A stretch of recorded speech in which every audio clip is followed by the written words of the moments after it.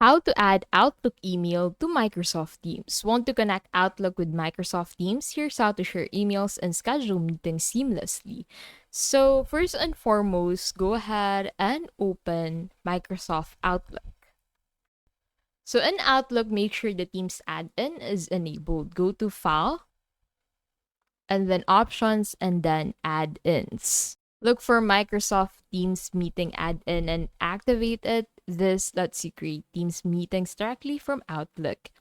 Open the email you want to share. So click on the Share to Teams button, choose the chat or channel, add a note if needed, and click Share. The email will appear in Teams for your colleagues. And that is how to add Outlook email to Microsoft Teams.